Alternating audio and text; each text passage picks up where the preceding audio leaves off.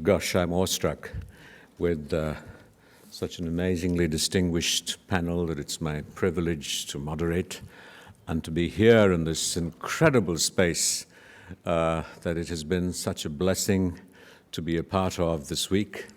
And I'd like to sort of add to the applause to Osley Brown and to the mayor and Sarah Reed Harris and her incredible team who have made us feel so comfortable, at ease, at home, and engaged. I think this has been a precious, sacred space.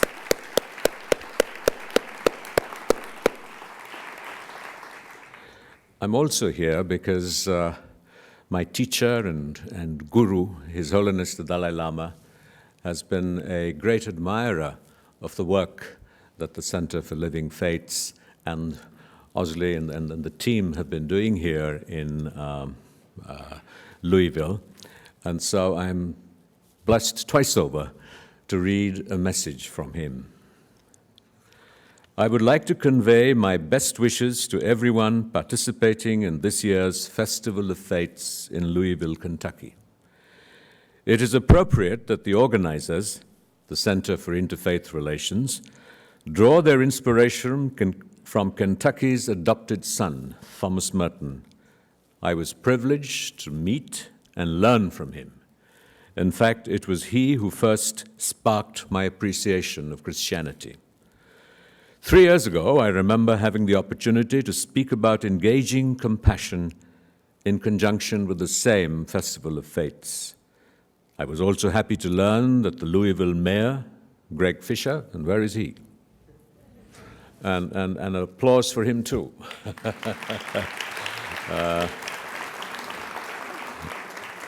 That the mayor had signed a resolution adopting the International Charter for Compassion, making Louisville the largest city in America to take such an action, certainly at that time. I understand that for the 4th year in a row, the Charter for Compassion International has named Louisville its model compassionate city. This is very encouraging.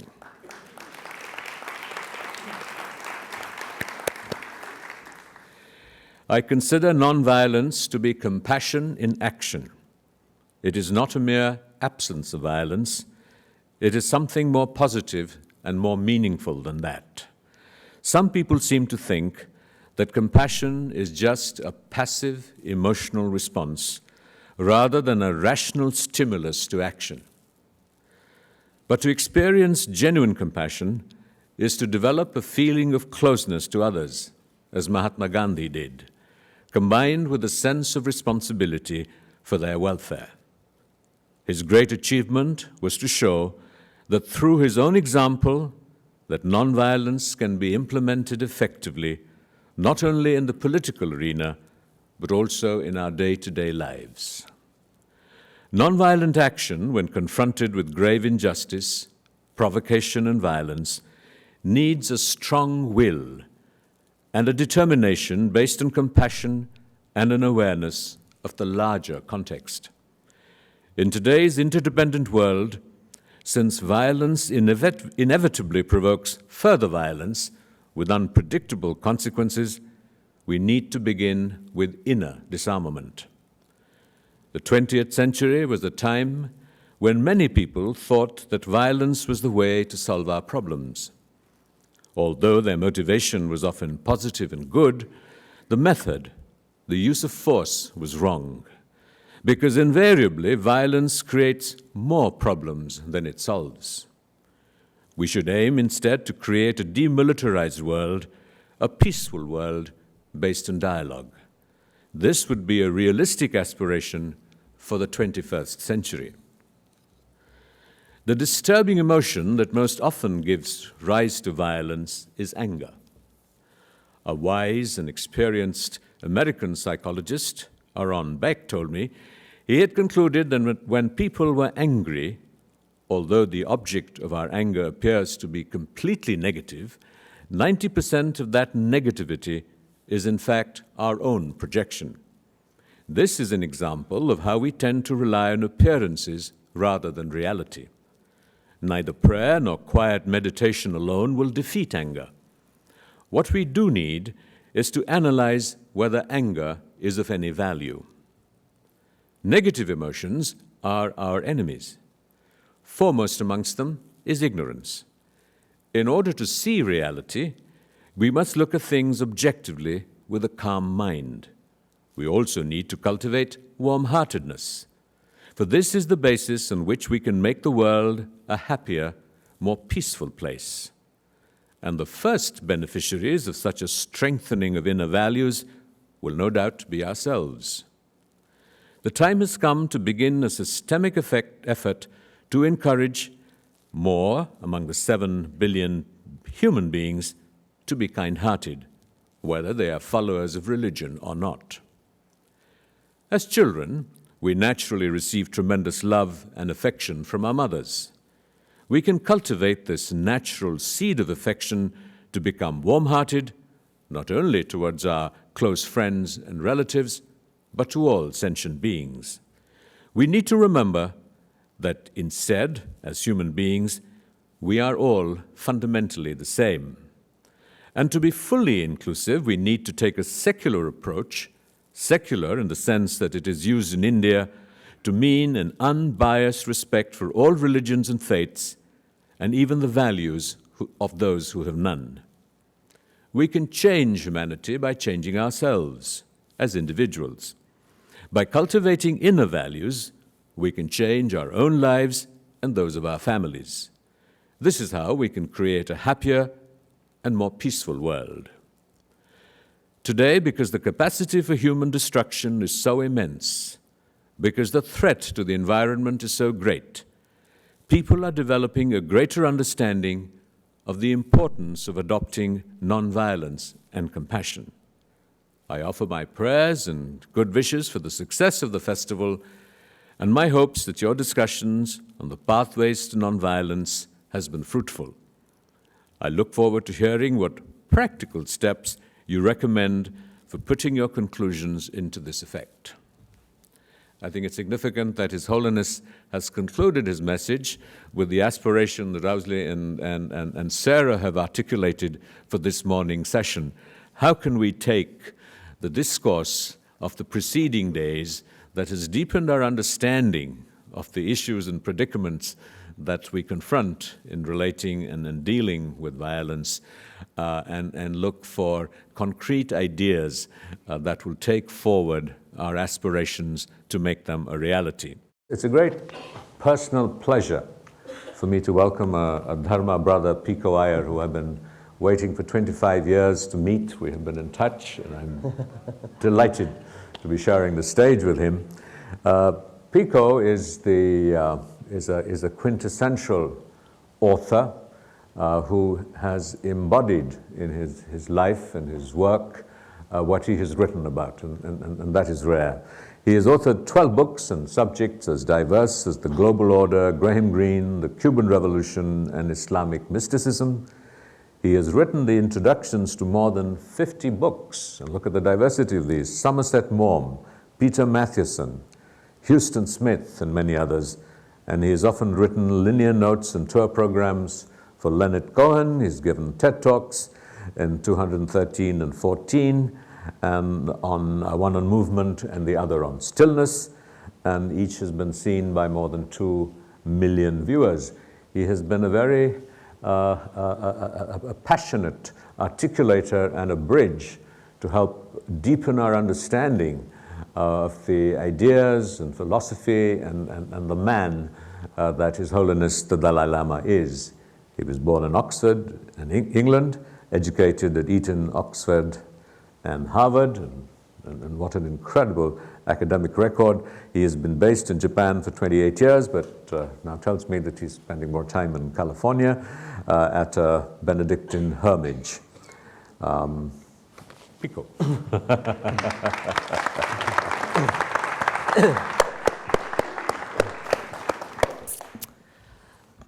Thank you, Rajiv, for such a beautiful and articulate introduction.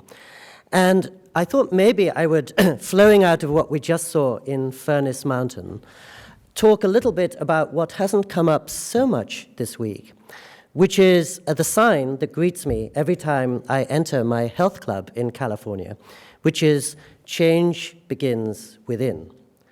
And we're all witness to exhilarating, dramatic changes in the external landscape.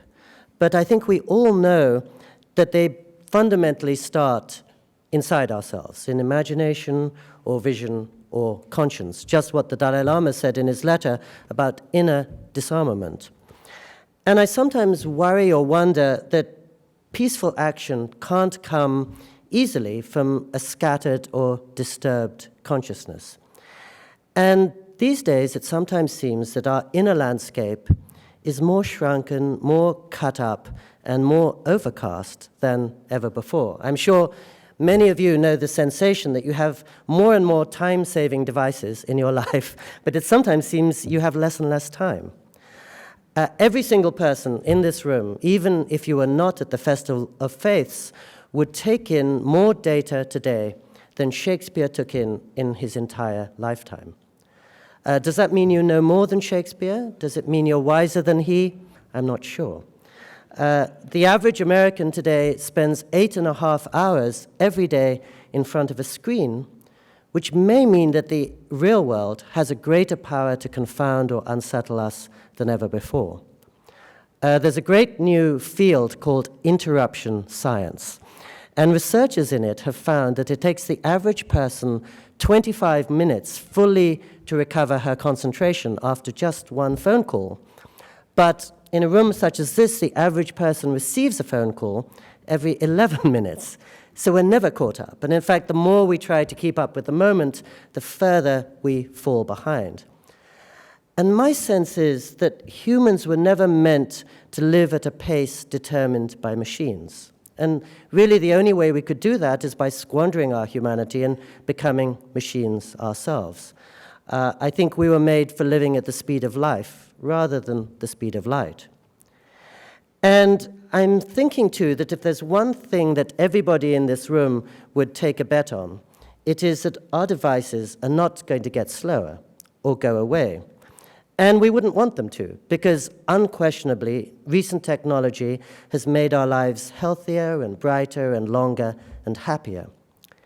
But I think if we're beginning to feel dizzy right now, we will feel literally 100 times dizzier 10 years from now. And so we have to take some conscious measures just to reclaim our sanity and our sense of balance.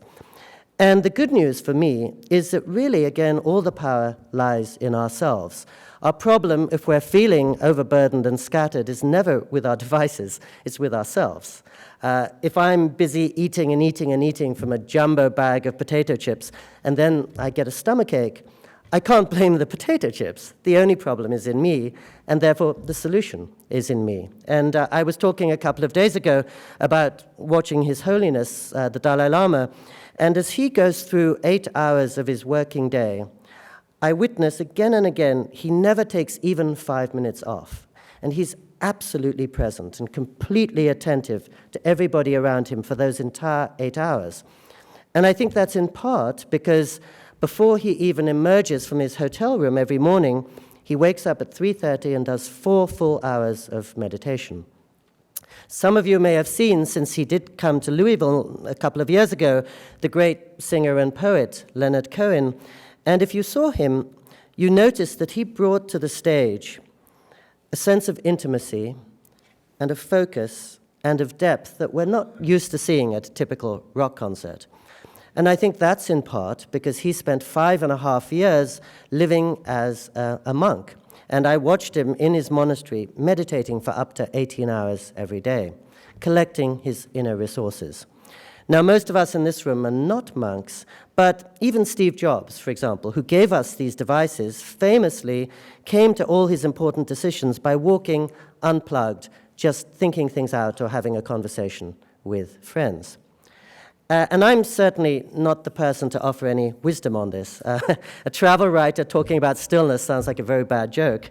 But I'm guessing that just about every one of you have already begun to take certain measures just to ensure you don't get engulfed. And maybe most of all, to recall what you love and to remember what is most important to you in your life. Because I think the danger of an overcrowded schedule is the same as that of an overcrowded desk or room, which is that in moments of crisis, you can't lay your hands on what is most important. So I'm sure some of you take a run every day, or maybe you practice yoga, or perhaps you have a meditation practice, or perhaps you just quietly cook when you come back from the office. But I think we need something just to step away from our lives and the world, the better to understand them. Many years ago, the Harvard-trained Chinese philosopher Lin Yutang pointed out that wise people are seldom too busy, and busy people are seldom too wise.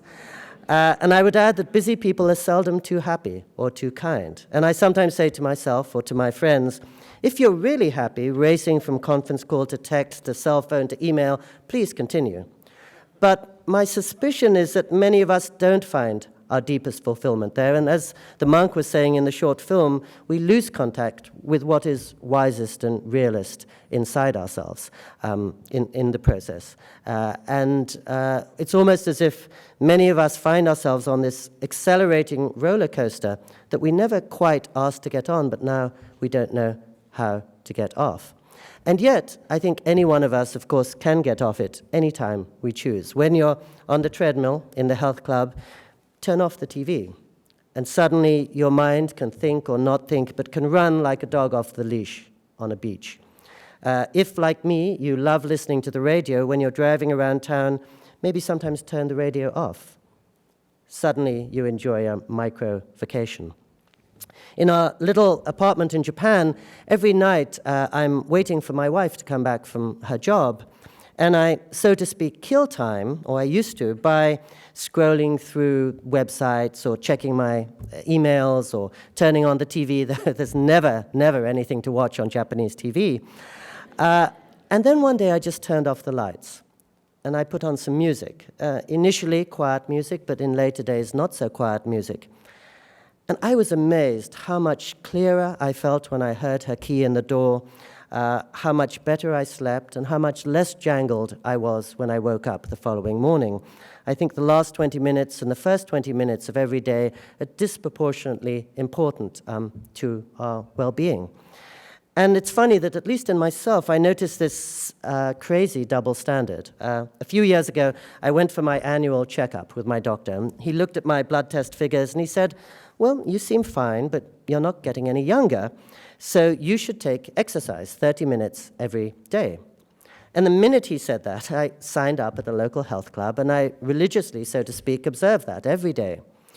But a little later, a very wise, kind friend in Kyoto, Japan, said to me, well, have you ever tried just sitting quietly for 30 minutes every day in one corner of the room? And I said, no way, I don't have time for that, especially now I'm going to the health club every day. And it didn't take me long to realize that was a very silly and short-sighted thing to say. It's akin to saying, I don't have time to take my medicine. I don't have time to go to the doctor. I don't have time to be either happy or kind. One thing that I have begun doing is every season I go for 3 days on retreat. And every time, although I've been doing it 25 years, as I'm driving up to the monastery, I'm feeling really guilty to be leaving my aged mother and my wife behind. I feel a bit nervous that I'm not going to be reading my boss's emails for 72 hours. I sometimes feel frustrated I'm missing a friend's birthday party or a great concert. But the minute I set foot in silence, I realize it's only by going there I will have anything creative and fresh and joyful to share with my wife and my mother and my bosses. The rest of the time, all they're getting is hurried, catch you later as I race out the door, which isn't very beneficial to them or to me. And I spend a lot of time in Silicon Valley, and one thing I've noticed is the people who have created our devices are the ones who are most wise about putting limits on them. As you probably know, many people in internet industries observe an internet Sabbath every week in which they go completely offline for 24 hours in the knowledge that by doing so they'll have much more that's inventive and invigorating and liberating to offer when they go online again. They know that machines have given us everything except a sense of how to make the wisest and most discerning use of machines. And I think one reason why this all has a certain amount of urgency, is what we do in the world, how we bring our thoughts into right action, as Owsley was saying. But another is, as you all know, life is going to make a house call, whoever you are, however exalted or unexalted you are. Suddenly, a doctor's going to come into your room wearing a not-so-happy expression. Suddenly, a car is going to drive towards you on the wrong side of the road. Suddenly, as happened to me last year, you're spending 5 weeks in an ICU with somebody whose life seems very, very precarious. And I always feel that in those situations where you're meeting real life, all the time I've spent running around or checking websites or whatever I might be doing, even on the treadmill, is not going to help me. The only thing that will help me is when I've collected resources within so as to give much more to the larger world. And so at a festival of faiths, it seems to me that Jesus went and spent 40 days and 40 nights in the wilderness. The Buddha came to his realization just by sitting still. At the time of the prophet, people were meditating all around Mecca. The Jewish tradition gave us this glorious bounty of the Sabbath, and God himself rested on the seventh day. So I think every major tradition in the world is just telling us one thing, which is give inner peace a chance. Thank you. In an amazing gesture to synchronicity, our next guest is the Deputy Director of Faith and Formation for Pico National Network, the largest grassroots faith-based organization in the United States, Reverend Alvin Herring. In this capacity, Reverend Herring is leading Pico's efforts to put race at the center of its organizing and advocacy work, to train thousands of clergy, community leaders, and activists to confront the role of racial privilege in the United States, society, and politics. His work is integral to Pico's commitments to provoking deep, sustained public conversations that lead to eliminating racial disparities and create opportunities for racial healing and equity. Reverend Herring has more than 20 years of experience as a trainer and consultant in the areas of diversity and inclusion, leadership development, community building, community organizing, social justice activism, and strategic planning. He was the executive director of the Muhammad Ali Institute for Peace and Justice at the University of Louisville in Kentucky, where he also served as the dean of students and assistant vice president of campus life. For many years, he has traveled across the country as CEO and lead facilitator of Step by Step, bringing innovative diversity and community building consulting and training to high school and university campuses. He views his work as ministry and a calling that allows him to turn his faith into action that is ushering in a new era of hope and the building of the beloved community. Thank you. Thank you. Thank you. If it would be okay, I think I'd like to stand in this space right here. Good morning, everyone. Good morning. What a glorious morning, right? Tremendous already in the way in which we were greeted by Sarah and by Owsley, by our dear brother Rajiv as he's led us in this session, our dear brother who just led us in a really amazing talk that I'm taking to heart even in this moment. That's probably why I'm standing here based on your remarkable comments, and I'm waiting to hear my dear sister as well. But I'm also wanting to make sure that we hear from you. This morning, what a privilege to have an opportunity to talk about pathways to peace. In my work, in my life, and in my career, it seems to me that the totality of that has been an effort to try to find my own pathway to nonviolence and to peace, and then to share what I've learned along the way with those who I meet along the way. It didn't take me very long, being raised on the west side of Louisville, Kentucky, before I recognized that the world was not at peace, and that there was a great deal of both individual, interpersonal, and structural violence in the world.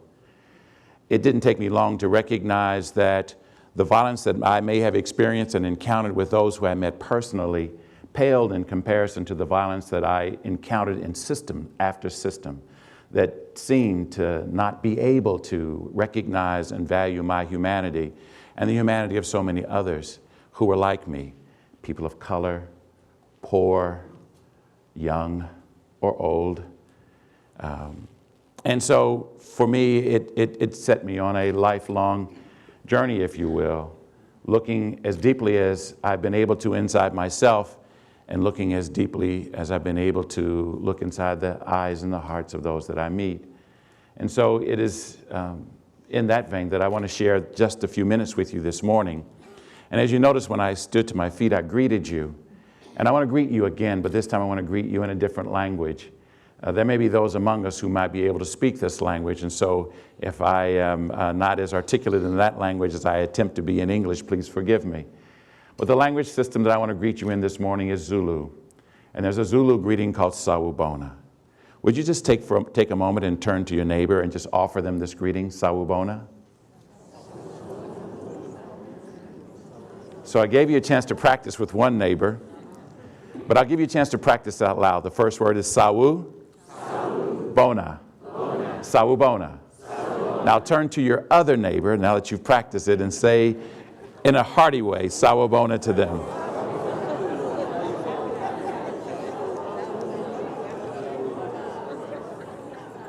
Now, you've pronounced it in a just exquisite fashion. You've shared it with your neighbor. It has provoked laughter, a smile. You even perhaps even touched your neighbor, although the rules might say in this instance we're in a public gathering, no touching allowed, no signs or shows of affection allowed. But this greeting for me holds a great deal of wisdom, and really I intend to share it as widely as I can, because I believe that in its wisdom it is encouraging us to adopt a practice very similar to what our dear brother lifted up into our hearts and into our minds a moment ago. And that is a practice of presence. Since I'm a Christian minister, I would call it a ministry of presence. That one of the great challenges in the world that we face today is that we are living either in time spaces that are in the past and stuck there, or rushing forward to the future and stuck there, but not yet able yet to fully confront and be as human as possible in the moment, in the present. And it is in the present that we are our most powerful, potentially, and we are ourselves most robustly. So this greeting, Sawubona, means I see you. And think about that for a moment. Not just as a greeting, but what if that was a philosophy? And I've attempted in my lifetime to adopt it as my personal philosophy, that I must compel myself to see the people if I am to love the people. If I am to serve the people, I must first be able to see them. And so I submit to you, dear brothers and sisters, that in our work of creating more peace and justice in the world, and in our work of confronting and taking on violence, we must first begin here at this simple place, where we're able to see one another for real. The great Christian patriarch, boy, those terms can sometimes be quite caustic. But St. Augustine of Hippo said that hope has two beautiful daughters, anger and courage. And I think about that when I think about this greeting, Sawubona, because in this greeting it also compels me to see the world as it is, as hard as it is to see, to not turn away, but to notice. But first to be sufficiently and robustly filled up with this deep capacity to see one another and the love that it generates, so that you can then see the world as it is. As an activist, as an organizer, I'm compelled, and those of us who share this profession and this calling and this ministry, we are compelled to see the world as it is every day. And it can be heartbreaking, and it often is. But when you are fortified by the love and the wisdom and the life energy of so many people that you've intentionally tried to see over your life course, that it enables you to see the world, to be in the world, but to not be of the world. To be in the world and not be consumed by the world. To see the violence, but not become the violence. Not adopt it as a way of life, not consider it as a strategy for how you will conduct your affairs in the world, and to not be fooled by its false glimmer that it can provide solutions, because it cannot. And so then in this greeting sawabona, in this calling one another into this ministry of presence, in seeing one another, we then begin to see the divine. We begin to then see what God is up to. We can then begin to see the beloved community. We have some powerful leaders, past and present, who've been helping us to see this. One of them that is really dear to me and one of my personal saints is a woman that history perhaps has allowed us to forget. But I want to lift her up this morning, because the best teachers in my life and the best peacemakers have been women. And this one particular woman you may know, but many of us may not know. Her name was Violet Liuzzo. And Violet Liuzzo was a suburban housewife in Detroit, Michigan, who watched, like many of us did, the television, and Walter Cronkite back in the day shows live pictures of a group of activists and organizers, people of faith, of many faiths, who were endeavoring to cross the Edmund Pettus Bridge as a symbol that the crushing weight of racial discrimination could not crush the human spirit, and that the dreams of a better world could be realized through our action. And she saw that from her suburban vantage point, and decided in that moment that she would leave her home and leave the comfort of her family and her 5 children and her husband and travel immediately to Montgomery, Alabama, to participate in the second crossing of the Edmund Pettus Bridge in the now heralded march from Selma to Montgomery. And Violet Liuzzo was asked, why would you do this? What compels you to be here?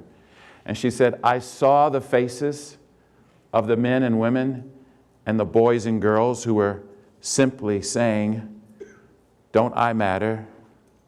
Can't you see me? Isn't my life precious too?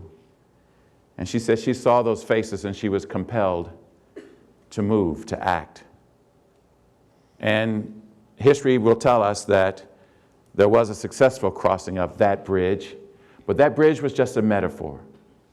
Because we not only were able to move from Selma to Montgomery, but we were able to move from a nightmare of racial hatred and violence to a better day, where we, in the light of day, can begin as true brothers and sisters to work through our differences and bridge the differences that we have and stand with one another truly as beloved to beloved. And so this seeing one another is so critical. And what allows us to do that, according to our dear brother, St. Augustine, is our ability to kindle both anger or outrage and courage.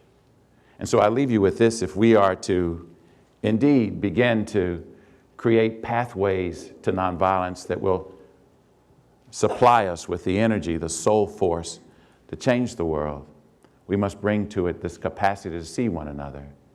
And then upon seeing one another, apply both the outrage that is welled up in our hearts, but also the courage to take it on. Thank you so much. God bless you.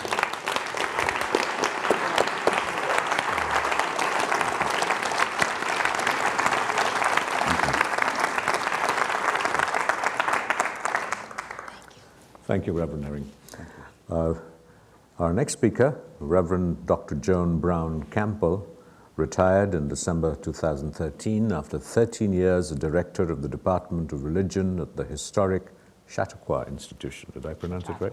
Chautauqua. Reverend Campbell has been a distinguished lifelong ecumenist and has served as the first ordained woman appointed as General Secretary of the National Council of the Churches of Christ in the United States. Prior to her time at the NCCC, USA, Reverend Campbell served as Director of the United States Office of the World Council of Churches. During her time as Secretary General, she, in concert with Paul Gorman, Carl Sagan, Dean James Morton, and Albert Gore, founded what is today the National Religious Partnership on the Environment and continues to serve as chair of the board. She is a devoted activist for peace and social justice, believing that citizens in a democracy must act on their conscience. This commitment was crafted during her life-changing work with Dr. Martin Luther King Jr. and was deepened in the struggle to end apartheid in South Africa. Archbishop Desmond Tutu referred to her as a woman of courage and compassion. He pointed out that Reverend Campbell was the only woman in the clergy procession of over 200 for his installation as Archbishop of South Africa, commenting, "Her voice helped to bring an end to the evil of apartheid." Her commitment to the growing movement towards global compassion is reflected in her work with the Charter for Compassion International. She also serves as chair of the Global Peace Initiative of Women, providing leadership to its important work with women throughout the world. She has served as chair of the Global Health Council and was a member of the World Economic Forum's Global Agenda Councils on both faith and values. She is a recipient of 14 honorary degrees and in 2010 was awarded the Walter Cronkite Faith and Freedom Award. Reverend Campbell is author of Living into Hope, a call to spiritual action for such a time as this. She's the mother of 3 grown children and a grandmother to 8. I'm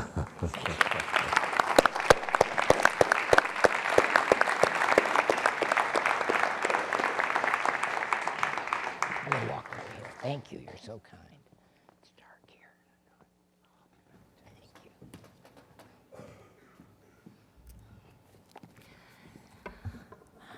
If I ever wondered why I was tired, all I had to do was listen to that continuous retinue of things. As my family would have said, "Where is your mother?" And the answer was often, "She is president of what's happening now." So, thank you. All those of you who have children know that they have a way of putting you in your place, both hopefully, helpfully, and sometimes a little bit challenging. It's my honor and pleasure to be here today. I have to tell you, and congratulations to all those of you who made this festival possible. It is truly remarkable, and I have been to more than my number of events like this. But not only is this one of the most well-organized, but the most thoughtful, and in some ways the most courageous. During the time that we have been here, we have faced many of the issues of the day that make our day, for us, a challenging and I think perhaps a nervous time. My reflections today are reflections on courage. And it is really on courage that is life-changing. We are, I think, in a time when courage marked by compassion is not just a good idea, but it is a necessity for our very survival. Odd as it may seem, I have chosen to make the point by telling you a story, a true story, and a very old story in my life. I believe that it illustrates what is the necessary personality and commitments that one must have in a time that needs courage and in a time that is, in fact, what I think, a dangerous time. First of all, let me tell you, something happens to you when you get to be a certain age. And if you've noticed, everyone who's in their 80s wants to tell you how old they are. We spend all these years with the makeup and all, not telling anyone how old you are. And then you come to be, as I will be in November, 85 years old, and you're proud of every year.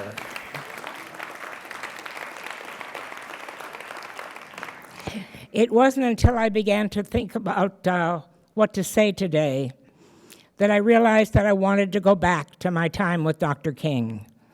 But then when I looked at the calendar and I realized that was 51 years ago.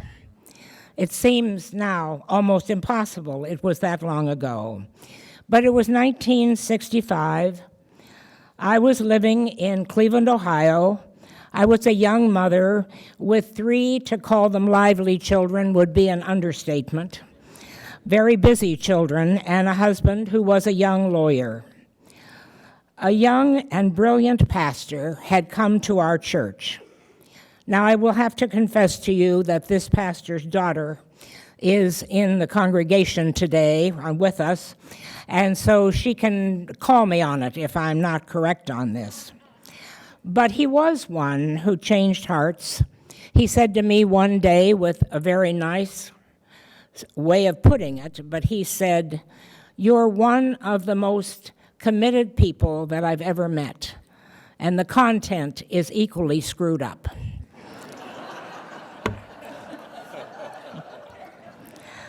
And he said, "I intend to give content to this commitment." And that is actually what happened. And so we come to the story of the day. I was living in Shaker Heights, Ohio. It was a city that was struggling with racial justice. It was a very white place of very well-to-do people trying to wrestle with what it meant for the city to change its racial character. Carl Stokes was getting ready to run for the mayor of Cleveland. He was to become the first African-American mayor of a major American city. The idea challenged Martin Luther King, and he came to Cleveland, and he was with us day after day as we began to work with the churches and the synagogues and the mosques to prepare the city for the election of Carl Stokes. One night, Dr. King said, those of you who didn't ever know him, and I still remember when my granddaughter came home one day and said to her mother, "We're studying Martin Luther King." And she said, "Would you help me?" And she said, "Don't ask me, call your grandmother." She knew him. And my granddaughter, who was 6 years old, said, "No." She said, "He was in history." And, you know, I realized for the first time in my life that that is how that generation, and for those of you who sit here from that generation, that the privilege to have known Dr. King, to have walked with him, and to have talked with him is an enormous privilege. And for many, that they did come after he already was gone. And so the night came when we were at a regular meeting. Every week we met with people who were working on the election for our city. And this night, Dr. King, who was very funny, actually, he had a wonderful sense of humor, and I could tell by the look on his face he was going to say something that was going to make us nervous. And he said, "You know, I love what you're doing, but I have never in my life been asked to be in a white church in this city. I've been here almost a year." Well, I was young and eager and really didn't know a lot. I learned a lot in this process, believe me. And so I said to him, "We have a wonderful young minister, and he's very good on racial justice. He talks about it, he challenges the congregation, and I would love to have you. I'm sure our church would welcome you." Wrong. This was the beginning of my salvation. It was the beginning of my education. It was a time of enormous sadness. No, the church did not all want to welcome him. So badly did they not want to welcome him that they moved the pews out of the sanctuary, and because they suddenly had enough money to redecorate the sanctuary.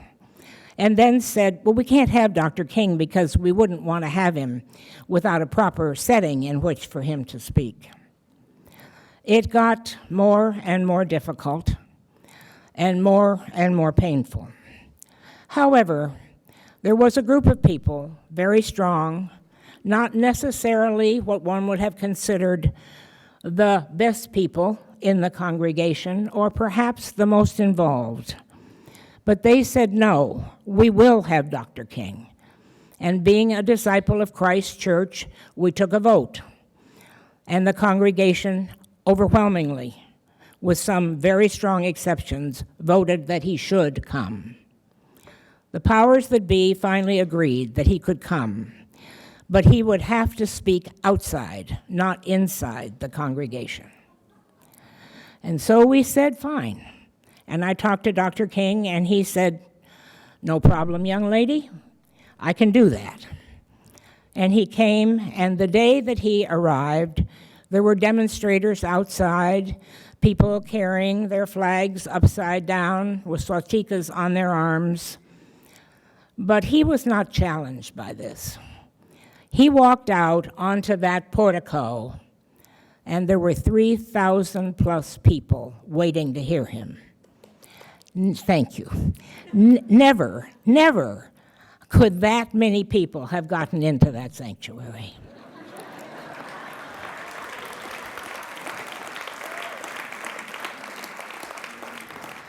It was my first encounter with bigotry, my own personal encounter. I became unasked to parties because I might bring up the subject, which they didn't wish to have discussed. But as always, truth won, and courage emerged, and the invitation was honored. And no one in that congregation will ever forget the day that Dr. King came. Today, there hangs on the back door of the congregation a plaque, a beautiful plaque that says, on such and such a day in this year, Dr. Martin Luther King spoke from these steps under the ministry of Albert M. Pennybacker. And he told us, and they go on to quote what his speech was. And so he has become the sacred memory of that congregation. And it is today an integrated congregation. Yes, there were conditions, and yes, it was difficult. And on the night before his visit, there were police that had to stay in our home overnight. My 3 children, of course, thought this was very exciting. I mean, they were not particularly concerned about it because they could tell all their friends this, but they do remember that it had to be. The day came, and Dr. King was with us, and it is a day that we will not forget. Today, we welcome and we remember Dr. King and all of the things that he has taught us. The rest of the story, the gift and the cost, are now regularly reported by members of that congregation. As you probably know, Carl Stokes did become the first mayor of Cleveland, first African mayor of Cleveland. Today, many of us have walked in his footsteps. Perhaps one lighthearted story would help at this point. I'm watching the time. And my daughter, we went to lobby for Carl Stokes, went door to door, and we were in neighborhoods where people were not excited about his becoming the mayor. And my daughter, who was with me, said at the time, she was 11 years old, and she said, you know, why does he want to be mayor? It's so difficult. This is such an ugly thing that's happening here. 10 years later, not 10, more, 20-some years later, this same young woman called me one night and said, Mother, I need you to be home, and I need you to be here on Saturday, and I need you to be with me when I announce that I'm going to run for mayor of Cleveland. And she did become, and to this day, is the first and only woman mayor of the city of Cleveland.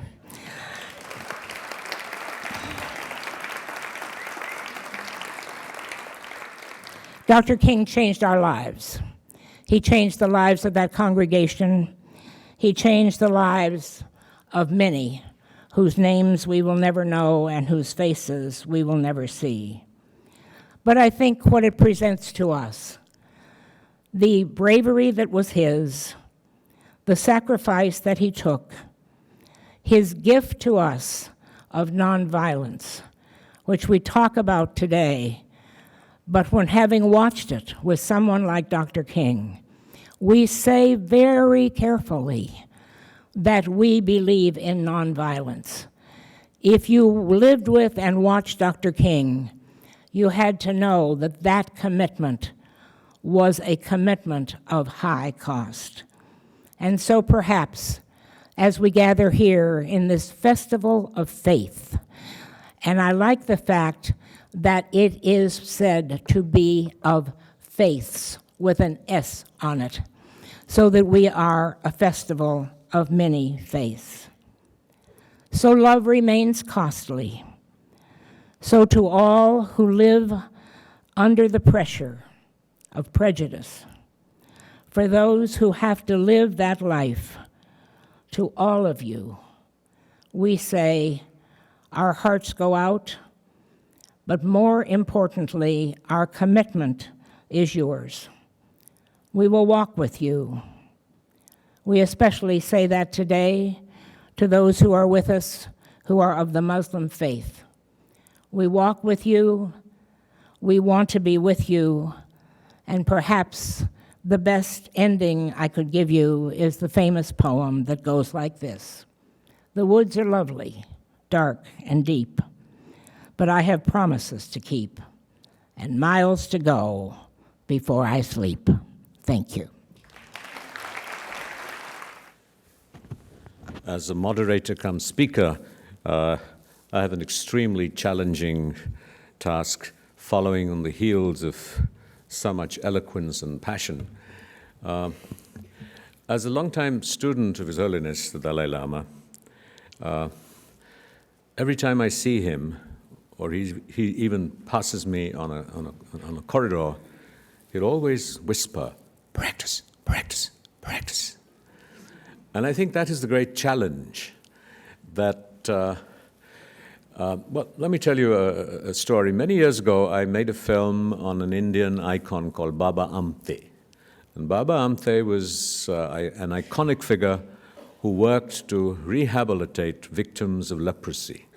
And in a community called Anandvan, he had wrought a miracle with people who were suffering from leprosy, so much that when you went into that community and you went into, say, the cafeteria, we have this sort of awful Indian fashion of if someone is serving you water, you just sort of put your fingers in 3 glasses and carry them together and put them on your table.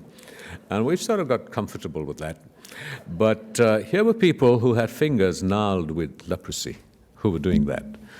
And it was done, it's unimaginable, but it was true that because they were so empowered, and there was a feeling of a completeness that you didn't even notice.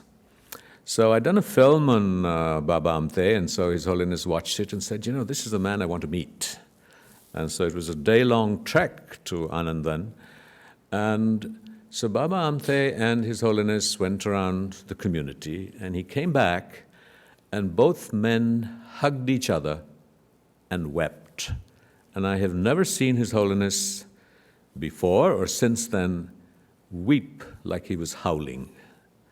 And at the end of it, he said, you know, Baba, you practice what I can only preach. And as we meet here to reflect on the need and the imperative for interfaith dialogue and a festival of faiths, we do this in the shadow of extremely challenging times, perhaps the most challenging since from the Second World War, where there is such a dramatic, powerful, impelling impetus that we need to generate and create to build these bridges between our faiths. And I celebrate the Festival of Faiths not only for the intellectual engagement and the opportunity that it has provided for that, but the morning sessions, which provide the opportunity and the window to experience the otherness of the other in some ways, that we can then dissolve that otherness and to make that our own. And so I think these are desperate and urgent times where, along with our, the need for presence, the need for stillness, I love the phrase, give content to our faith.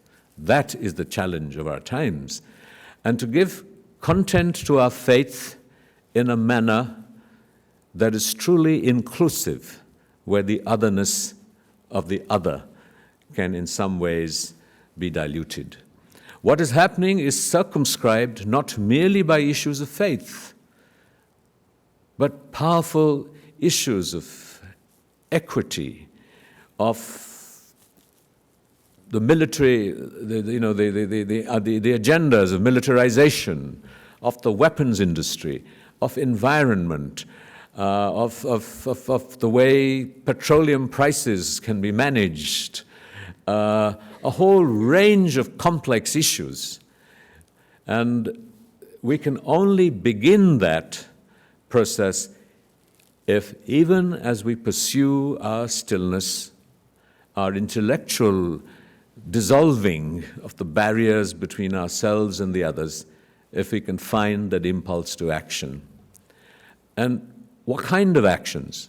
Louisville is a city of compassion.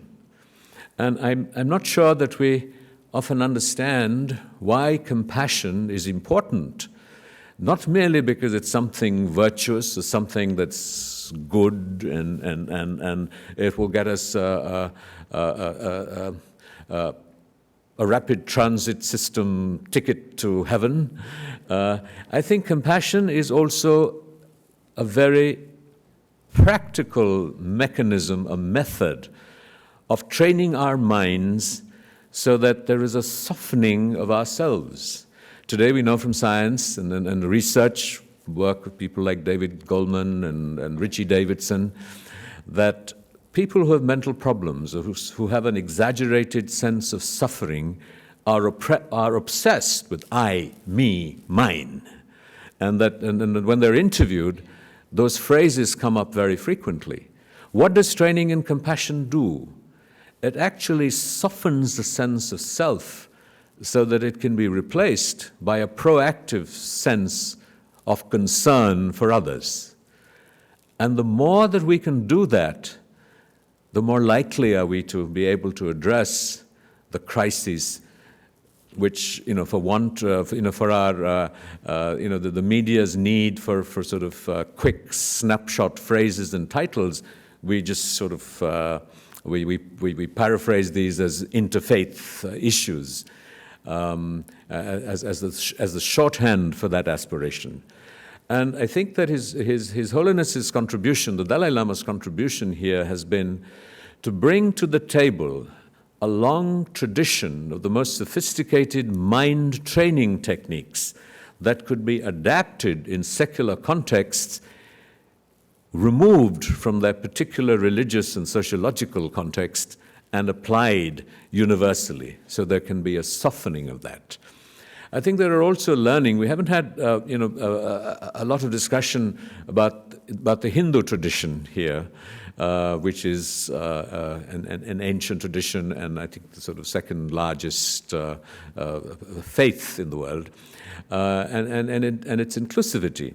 And so His Holiness is an heir to that tradition, the Hindu-Buddhist tradition. And again, the Interfaith, the festival here has resonances of a very important principle there. About 200 years ago, there was an Indian mystic called Sri Ramakrishna, and he was a temple priest. He was considered an avatar. An avatar is an incarnation of God. And he was a temple priest of a Kali temple in the suburbs of Calcutta, in Dakshineshwar. And he, despite the orthodoxy of that time, created a little cottage outside the temple precincts and went in there and lived the life of a Muslim for 3 days, 4 days a week, and engaged in the rituals and practices and diet and clothing of a Muslim. So it wasn't just an intellectual syncretic understanding in some ways of another tradition, but the actual experience of it. and the acknowledgement that there were diverse realities, each of which we had to accept, recognize, and celebrate as our own. And that forms the basis, ultimately, of genuine interfaith or intrafaith. I mean, very often we forget that there is conflict within faiths itself. So it wasn't just Islam, but he did that with Christianity, he did that with Sikhism, and interestingly enough, his principal disciple, Swami Vivekananda, founded the Ramakrishna Mission based on the structures of the Buddhist order. And he had the confidence to say that the Buddha is my Ishta, which means sort of core deity, and Ramakrishna is my master. His Holiness, in keeping up with that tradition, and it's an event that we were privileged to organize with him, and it's one of the most powerful memories that I have. You know, when he got the Nobel Peace Prize, I had the great privilege of being with him in Oslo. And soon after that, he comes out with his check, and we're standing there, and he says, wouldn't it be wonderful if the Pope, the Shankaracharya, other religious leaders, a rabbi, a Sikh, and I could go to Mecca together and pray. This was 1989. And so that was the power and the passion and the depth of his commitment to actually experiencing other realities, the willingness to be open enough, and that willingness to experience and learn from other realities has also led him to embrace science and the conversation and dialogue with science. And so, in a sense, to explain and validate and deepen our understanding of what quantum physics is telling us, when a butterfly flaps its wings in the rainforests of the Amazon, it affects a possible tornado in Bangladesh, is the idea of interdependence. I cannot be happy unless you are happy. And to not only look at that as an intellectual concept, but try and understand what contemporary knowledge is able to reveal and tell us and reassure us that many of our intuitive understanding and insights have a valid intellectual basis based on reason and logic. Similarly, if today quantum physics tells us that not only is reality or our understanding of perception of reality based on the location of the observer, but the very nature of reality is impacted by the presence of an observer. And so the minute you can accept that and begin to engage in that, then the very obsession that we have with our own realities and the convictions that we have of our own, the validity and the value of our own worldviews to everybody else, again, softens. So I think what the inspiration of the philosophy is really teaching us, as His Holiness says, that each one of us has a different mental disposition. And so we need different mental diets. Just like at the human functional level, we all need different diets, depending on the climate, the culture, our body weight, or whatever, what have you. So it is that proactive engaging in the acceptance of alternative realities, that the minute we can accept that, and the unifying principle that Buddhism offers is that we're all human beings and we all want happiness and to avoid suffering. And each one of us needs a mental diet. And I will just conclude with a hymn that was very dear to Mahatma Gandhi, and that was, Ishwar Allah Tere Naam, Sabko Anumati De Bhagavan. And it's very simple. Your name is Ishwar, your name is Allah, your names are many. All of you, each of you, give us equanimity.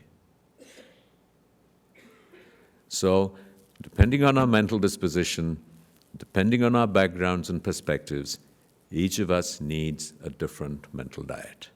if we can accept that fundamental principle, that would be an important starting point for not only interfaith dialogue, but the celebration. And that's what I love about this event. It's a festival. It's a celebration of diversity. Because we have long struggled. Very often there are events that happen which talk about tolerance.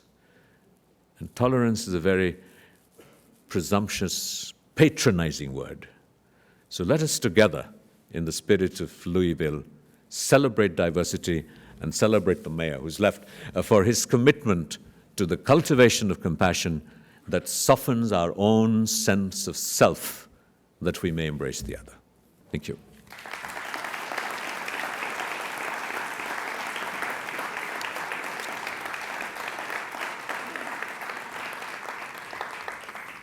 It's time for an interlude.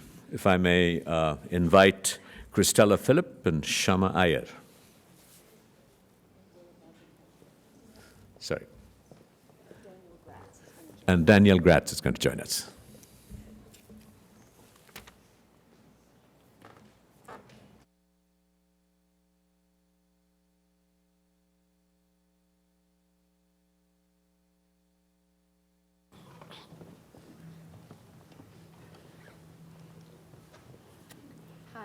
That was really beautiful. It made me cry. But we all go to the Youth Performing Arts School, DuPont Manual High School. We're seniors. I'm Shyama. This is Christella. And this is Daniel.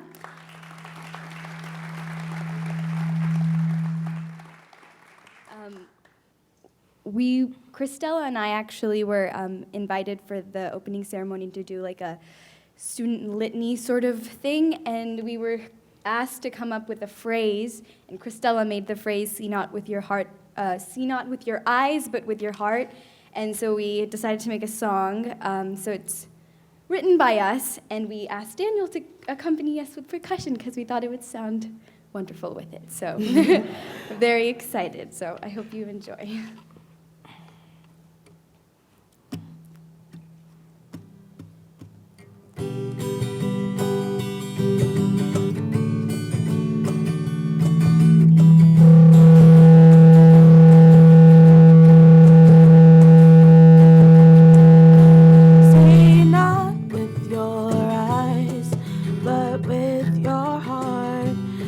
To think before you speak.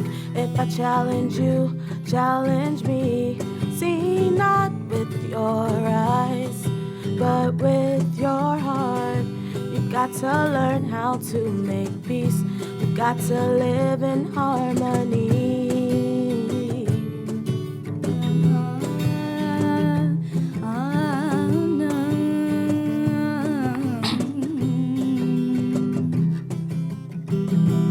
Broken is what we are. Divided is how we stand. Why do we bring each other down? To build our own self-confidence. We can all make a difference.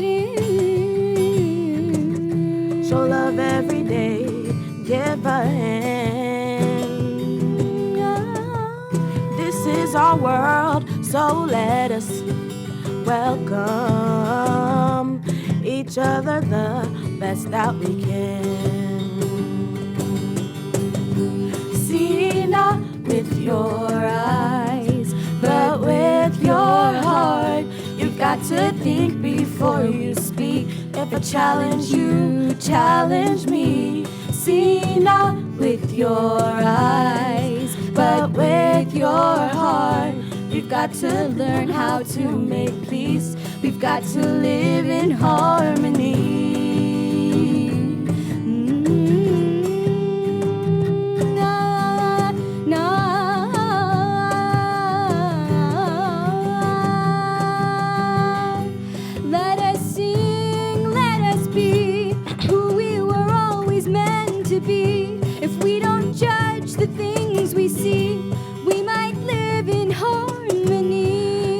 Together together like the colors in the rainbow, then make something beautiful.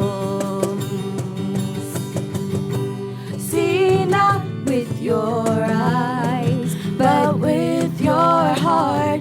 You've got to think before you speak. If I challenge you, challenge me. See not with your eyes, but with your heart. We've got to learn how to make peace. We've got to live in harmony. See not with your eyes, but with your heart. You've got to think before you speak. If I challenge you, challenge me. See not with your eyes, but with your heart. We've got to learn how to make peace. We've got to live in harmony. We've got to live in harmony. Got to live in harmony.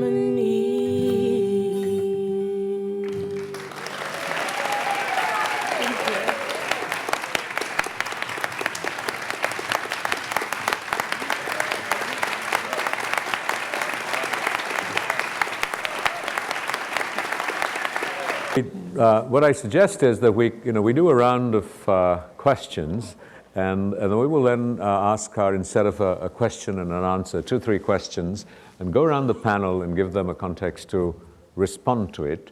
And Pico has to leave in about 10 minutes, so we will ask him to respond first. So if there are any questions, please raise your hand. I will start from, well, Mustafa's here too, with the microphone. Thank you. Yes, all right, just keep talking. Thank you all for your presence, for your brilliance, for your giving, for your action. I have a very rudimentary question for Reverend Alvin Herring. This is important to me. It is rudimentary. Could you please spell I see you in Zulu? That'd be really easy. Thank you for the easiest question I'm probably going to get in a while. But Sawubona, S-A-W-U, Sawu.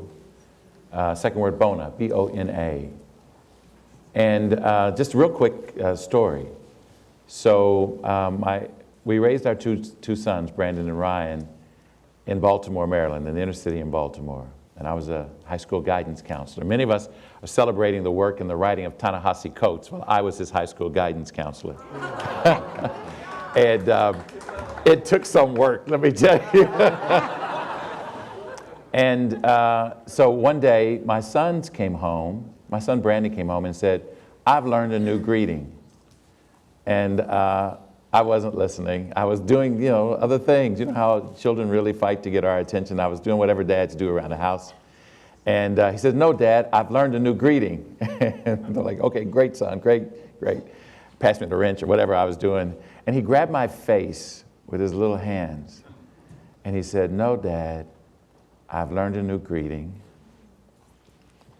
It's Sawubona. I see you, Dad. And I saw him that day. Maybe we could pick on questions for Pico, as he will be leaving in 10 minutes. And then the rest of us will be here for a few more minutes. If there's a question that you direct at Pico or the group. There's lots of hands up. Yes, please. Come. You're the man with the mic. I just wanted to know what your thoughts are about what could possibly be done to utilize elementary education to create more compassion. I think everybody here probably knows more about that than I do. I know, for example, the Dalai Lama has been inspired by the fact that in Wisconsin, 200 schools have inaugurated meditation as part of the curriculum, even for kindergartners onwards, in the notion that they do physical health exercises, they might as well do mental health exercises, and that those moments of quiet will actually help them attend better to everything that proceeds through the rest of the day. I was really inspired yesterday when the mayor was talking about his encouraging compassion in all the schools. And when Jim Wallace said it's not just a matter of teaching kids to be kinder and more thoughtful, but also to ask the why and the how and what are the systemic changes that can generate a larger vision. And it's moving when I travel with the Dalai Lama. If he has one day free, he doesn't go and court the rich and powerful in Tokyo. He doesn't do a media day. He goes right to a school. And he says, these kids are the movers and shakers. They're the ones who are actually going to be creating the world we inhabit 50 years ago. And they're also the ones most open to new ideas and the most hungry for inspiration. And he realizes that one morning in a school can transform the world much more than 100 sessions with Congress, sad to say.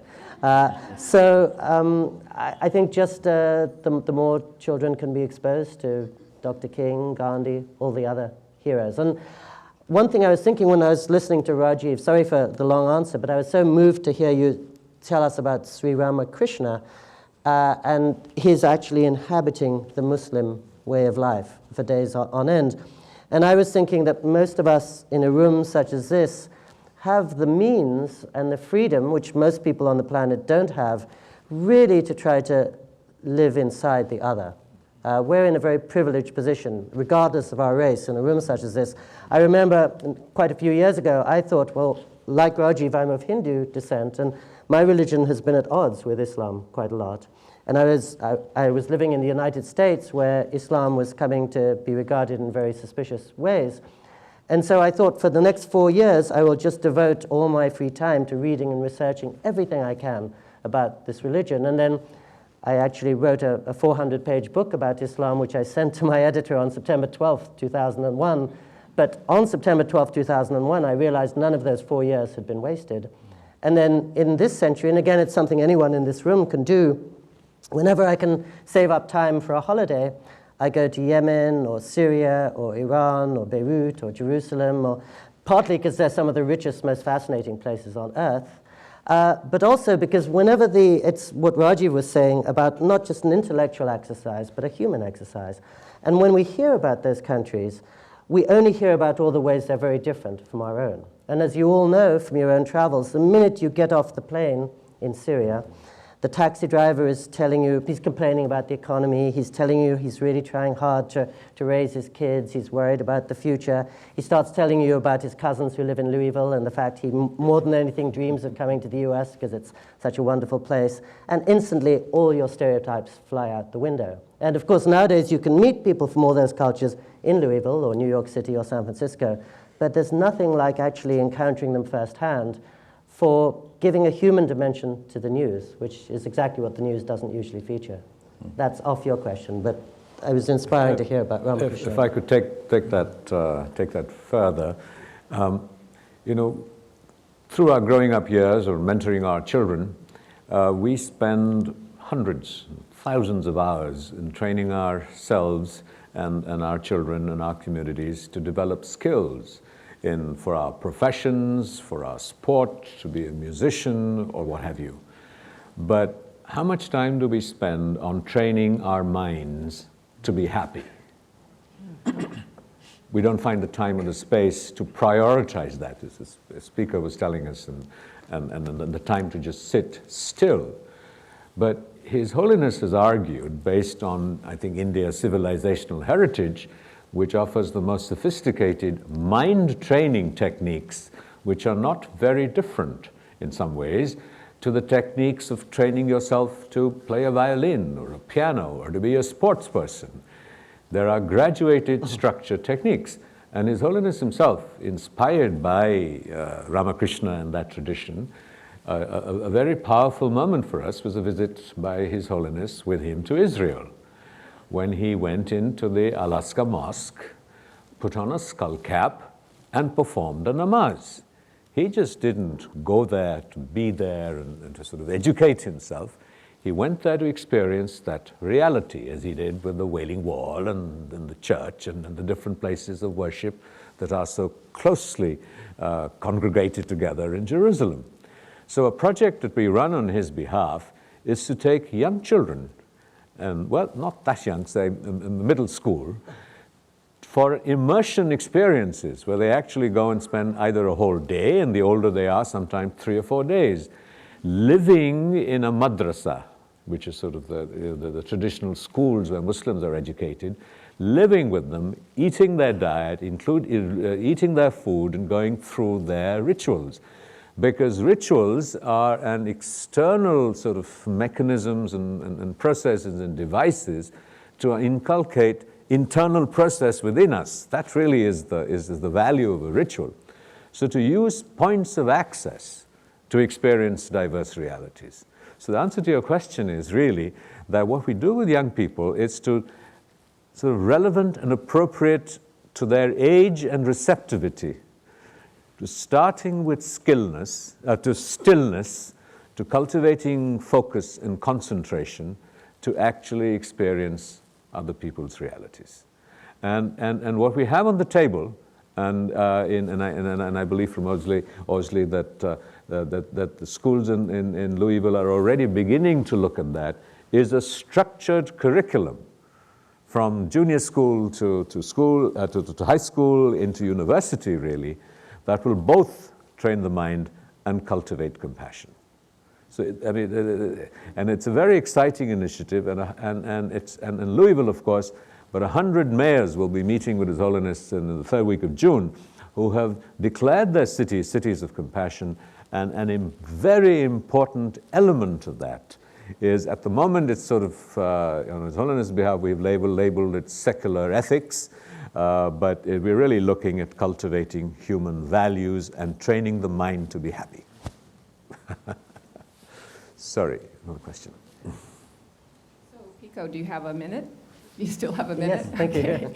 So from your experience with His Holiness, the great mystery to me is how he has this irrepressible joy and yet can see, as the Reverend was saying, he sees the condition, I mean, more than most of us, of what is worthy of compassion.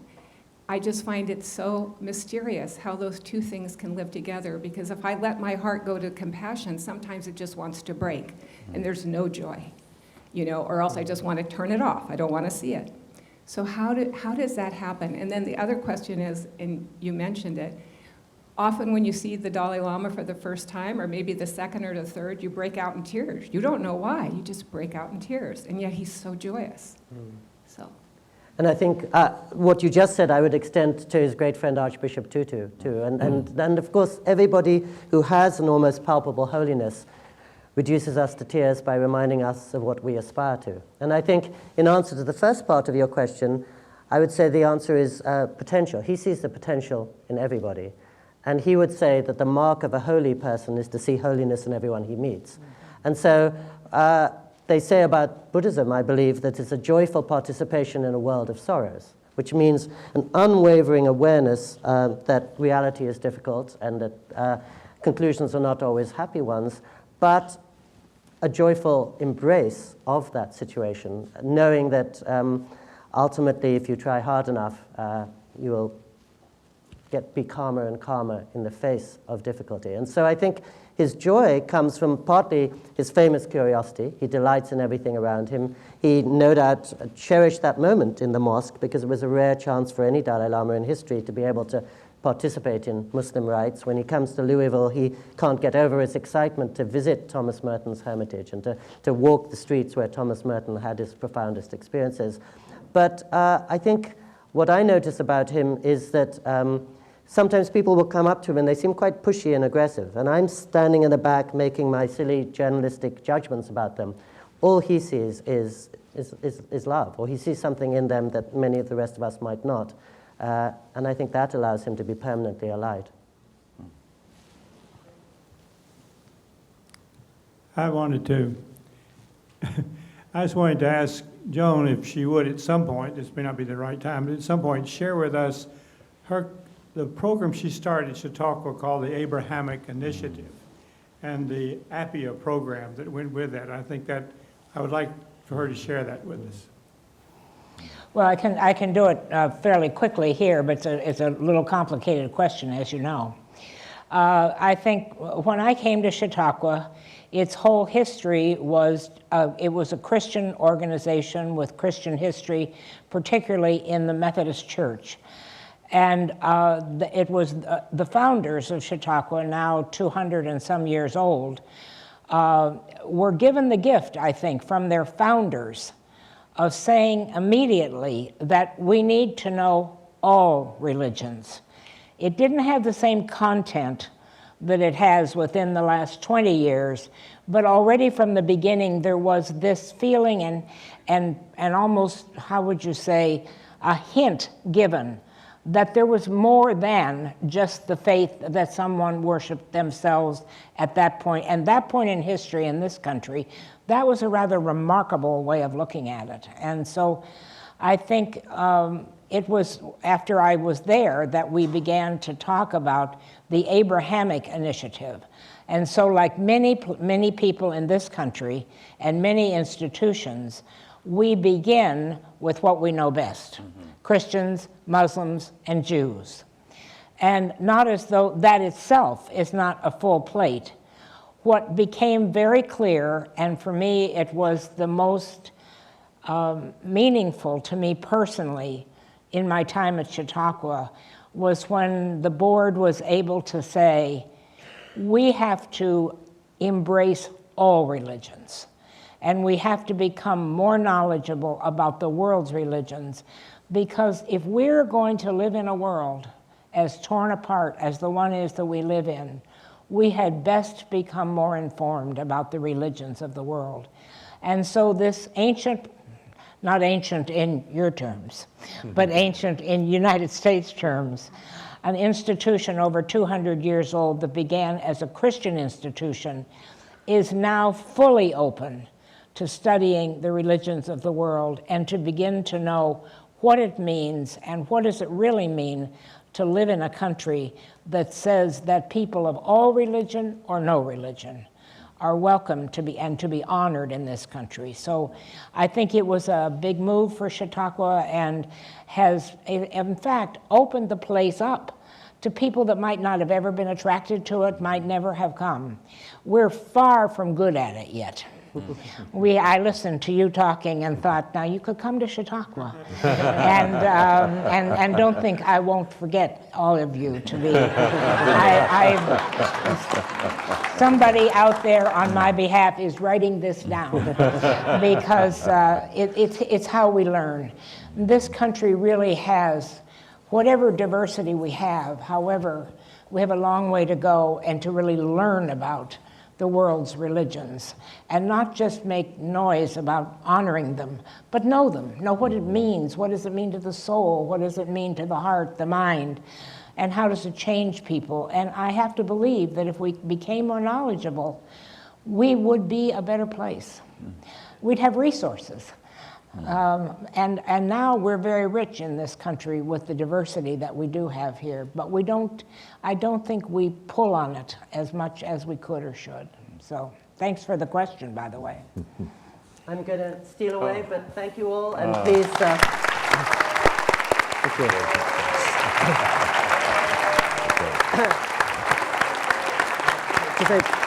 Please continue being festive and faithful.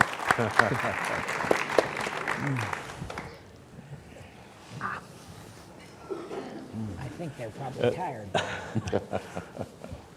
If I could just sort of pose a question that I think engages many of us, is that while we look at the macro picture and we wait for personal transformation and stillness, there is a desperate urgency in the world, and as individuals, there's a great sense of frustration. What can I do now? As we look at Egypt Air, we look at ISIS, and we look at the beheadings, and so much that appalls our sensibilities and appalls us, including other forms of not just physical violence, the violence of the state in terms of its policies towards the disadvantaged and the disenfranchised.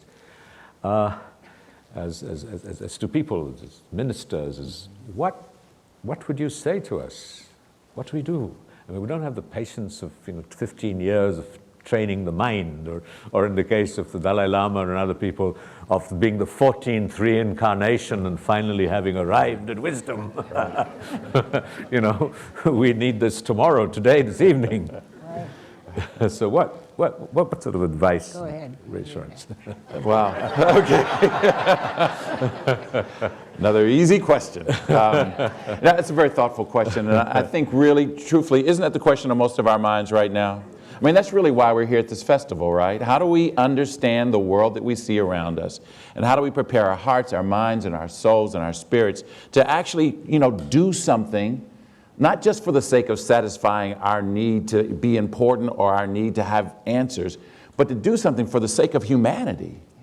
You know, I think we are at a moment where we are at an existential moment in the world, where the question before us is, will we continue as a species? Will this planet continue or not? We've never been here before. We have 25,000 nuclear missiles in the world. You need only a fraction of that to end the world and to end all life. We're burning fossil fuels at a rate that is unimaginable. And we've wound a clock of imminent environmental disaster. Last year was the hottest year in recorded history. Last month was the hottest month in recorded history. Yeah. We have great famine, and we have war, and we have injustice, rules, laws, and policies that don't truly represent all of us. We are standing at a momentous precipice. And we have to ask ourselves, as people of faith, what is our work? Now, I'm an organizer, I'm an activist, right? So for me, I've defined that my work is to have a ministry of presence, to actually see what is there. And then in the tradition of many of our faiths, to go and tell someone, to be the prophet in our workplace, or the prophet in our neighborhood, or the prophet in our congregation, or the prophet in our temple, to go tell it. And that's so important, that you become able to see first, and then go tell what you see. Tell it to one another. Speak it out to one another. But not that alone. But to have the courage to propose faithful solutions and faithful options to the challenges that we see before us. We had been chased into silence because we've been told that the way we see the world is inconsequential and not practical. Brother talked about a practical way to expand the mind and the consciousness that we all have been imbued with. We have to begin to talk about those things as though they were real, because they are real. We shouldn't be chased into silence anymore. We stand with tools and capabilities from the very bedrock of humanity, from our faiths, that were wisdom retained and preserved for this moment. This moment. The Dalai Lama is for this moment. Christ is for this moment. Moses and the prophets for this moment. The Hindu gods for this moment. And I think that, and I'll stop, but I think that the world can no longer afford for us to be so quiet. We have to speak. And when we speak, we have to speak with the sum total of all the wisdom of all the faiths that we can bring with us. And if we can't remember that in the moment, then speak through love. It remains the most powerful force in the known universe. If we can't remember, speak through love. And so when we take a moment just to say, I see you, I say it in another language just to give us an excuse to do it as though it were new. Because it's desperately needed. And I would submit to you that having moments like this, to hear from this dear brother, and to hear from and learn from this dear sister and our dear brother that left, this isn't practice. This is how you actually save and redeem the world. enough. I think it's enough.